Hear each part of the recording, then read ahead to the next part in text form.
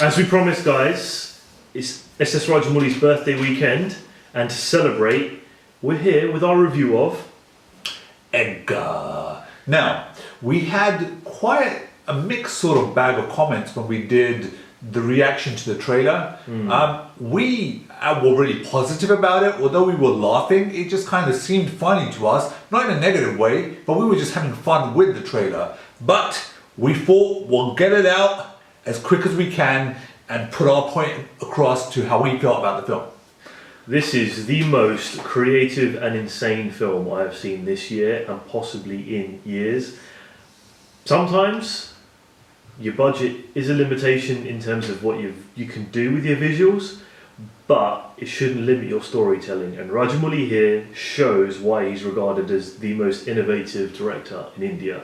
That was an incredibly creative film, and the only thing holding him back was budget with great execution. Well, you know, when we talk about budget and we talk, let's bring in this fly. Now, the fly itself, I didn't actually mind it with the CGI that he put together for the movie. In actual fact, I felt that it worked. I really did. It wasn't too over the top. It wasn't any less. I felt that it was balanced just fine with as the budget was at the time. So you know, I didn't mind it. Well, no, that's the point, right? So the budget was a limiter in terms of how great you can make the fly look, but what Rajamouli did was use storytelling. So bits like where the fly wipes the blood away and stuff like that, that's just storytelling, right? It doesn't matter how good the visuals are because he used that stuff to tell the story. On the story. Yeah, and what a great story it is. And you're right, it is super crazy. The more that I think about it after taking it in, I might even have to watch it again because a guy that gets reincarnated to avenge his death and try to, in a strange way, get back with his love. You know, how crazy is that? Reincarnated as a maki, as a fly, right? And it is insane. And to illustrate just how crazy it is, you've got Sudeep, who plays Sudeep. We last saw him in Bully, where he was basically the same character, kind of evil, kind of controlling, kind of dominant. And there's this beautiful dance that he has with Nani, our fly, our hero, where Sudeep is just degrading mentally because of the way the fly is tormenting him through the whole film. And it's just insane that a fly is the protagonist, and we completely bought it. Yeah, but Sudeep is really his emotions and his feelings to what he's going through, because obviously a lot of people don't believe him. He can't obviously tell people straight away what's going on in his life. He in himself may feel a bit paranoid, but he's dealing with that characteristic. Is this fly on his case, or is he just really imagining it? But how well does he play that? Oh, that's brilliant. And well, let's talk about the beautiful, what's her name? Samantha. Samantha. How gorgeous is Samantha, Yeah, man? she was stunning. She was beautiful with the whole thing. Really sweet, but also really playful, because when she found out that the fly was Nani, she knew it, but she still played it off with Sudeep, and it was really sweet in the way that she did that. She was great in this film, and obviously beautiful as well. Yeah, absolutely. And then finally, to top it off, the fly himself. I think that there were 2 points. There was and it's just brilliant filmmaking to show how much we were caught up in this. You guys should know by now. There was a scene where the fly is basically doing a montage like Rocky. It's doing weights, it's doing push-ups, it's doing all this kind of stuff.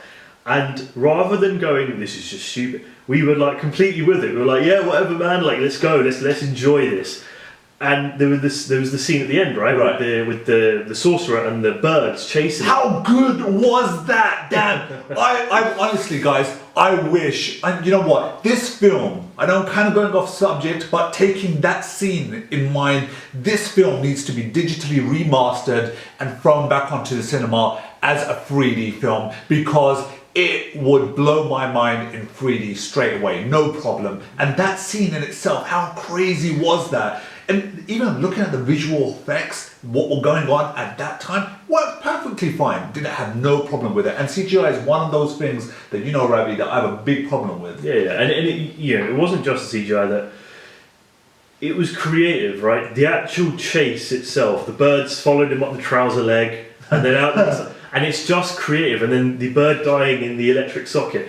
They actually didn't die. It morphed back into the spill got taken away. So yeah. So but the evil, Right. but yeah, okay. So the storytelling, right? That the graphics and everything is just a device, and that's what Rajamouli did really well. He told the story with the tools that he had, and he did it well. And it's just creative. That is really, it's a really creative way of handling that kind of, end scene. And we have to talk about it because it's not really a spoiler, guys. But if you haven't seen it, spoiler. The very end, his battle with Sudeep and how he saved Samantha. Yeah. And sacrificed himself. Oh my God! How emotional, man! I was swelling up in tears. How emotional was that? Because you're left asking the question: what happens from here onwards? Will we see him again? Does he come back as a human? Does he come back as a what? Will we ever see him again? And what a nice way to friggin' end the film!